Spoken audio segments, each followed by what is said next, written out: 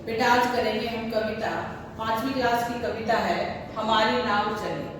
हमारी नाव चली, इसके कवि का नाम है एसपी खत्री। क्या नाम है? एसपी खत्री। अब इस कविता में आपको कुछ ऐसे शब्द मिलेंगे जो शायद आपके सामने पहले नहीं आए होंगे, यानी कि अचंभा। अचंभा क्या होता है? हैरानी। क्या होता है? हैरानी। एक शब्द मिलेगा नावें। नाव का बहुवचन है नावें, ध्यान रखना है। नावें यानी कि नौकाएं, ठीक है। फिर है मंडराती। मंडराती मतलब घूमना। मंडराती मतलब घूमना, ठीक है। फिर है आपका लट्ठा।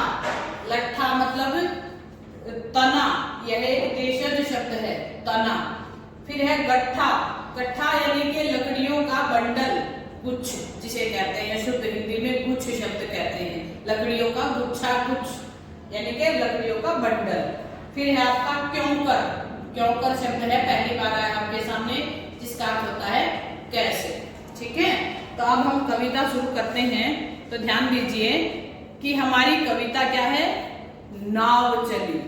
क्या कविता है? नाव चली। नाव चली मतलब इस कविता में सबसे प्रमुख बात क्या है कि नाव की रचना कब से शुरू हुई और कैसे हुई होगी, ऐसे कवि की कल्पना है। तो हमेशा कवि अपनी कल्पनाओं में जीते थे, यानी कि जिस चीज का आविष्कार होता है उस आविष्कार का हमें पता न होकर के अपनी कल्पनाओं में कवि ने एक कविता लिखी है, ठीक है। तो यानी कि आवश्यकता आविष्कार की जननी है।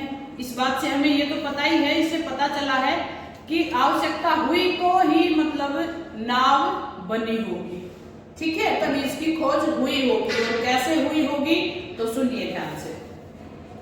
आओ भैया तुम्हें सुनाए सुंदर एक कहानी, है नहीं राजा रानी की पर है बहुत पुरानी। कवि कहते हैं कि आओ भैया, यानी कि आओ मैं आपको एक कहानी सुनाता हूँ, जो एक कहानी राजा और रानी की तो नहीं है, परंतु है बहुत पुरानी की है। कहानी बहुत प्राचीन है, यानी कि नाव बहुत पुराने जमाने में ही बनाकर तैयार कर दी गई थी।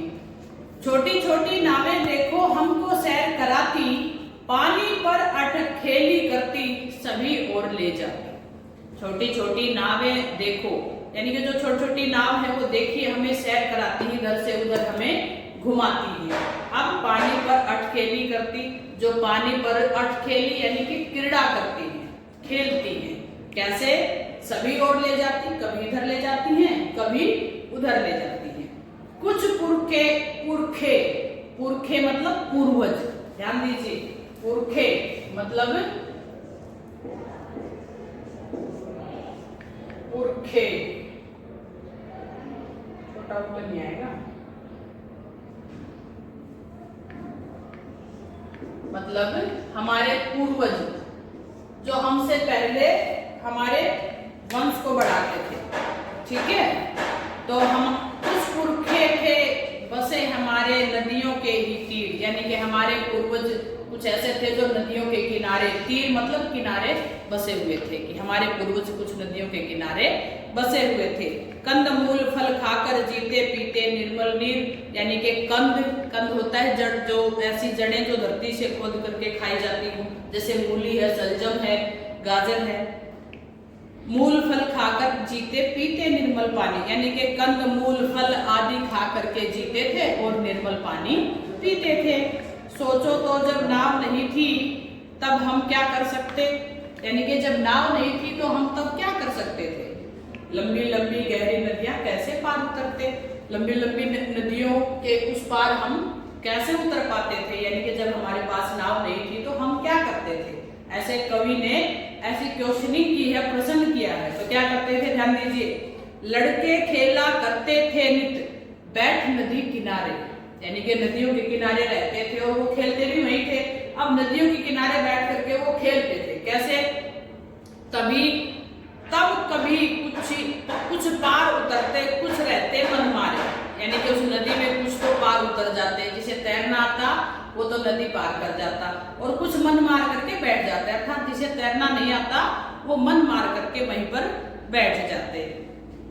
एक खिलाड़ी लड़का आया लिए पेड़ की टहनी कि तभी कैसा क्या हुआ होगा कि एक खिलाड़ी लड़का आया होगा और वो पेड़ की टहनी लाया होगा, जोर लगा पानी में फेंकी रही तैरती टहनी, और उस लड़के ने जोर लगा करके बल लगा करके उस टहनी को पानी में फेंका होगा और वह टहनी पानी पर तैरती रही होगी।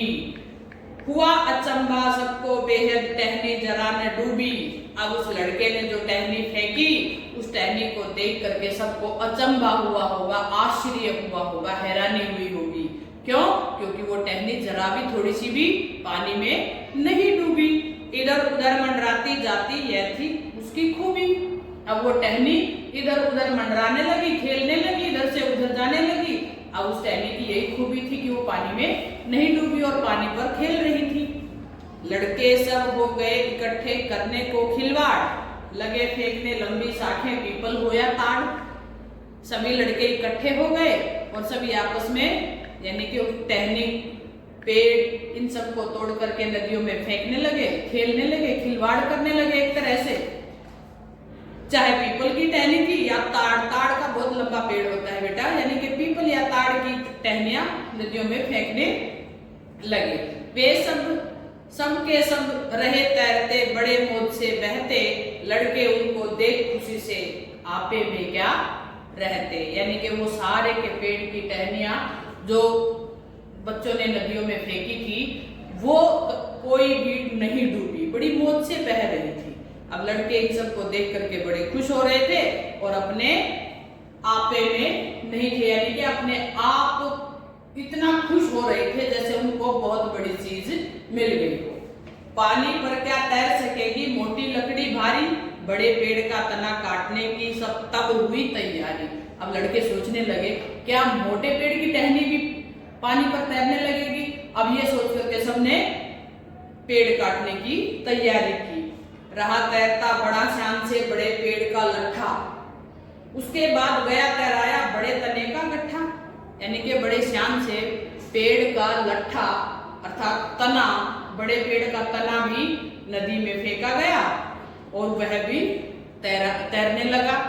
अब उसके बाद क्या किया, पेड़ का गट्ठा, टहनियों का गट्ठा, लकड़ियों का एक बंडल नदी में उतारा गया और वह भी तैरने लगा। बनने लगी तभी से नावें छोटी बड़ी हमारी, पानी से क्यों कर डर लगता विजय हुई थी भारी।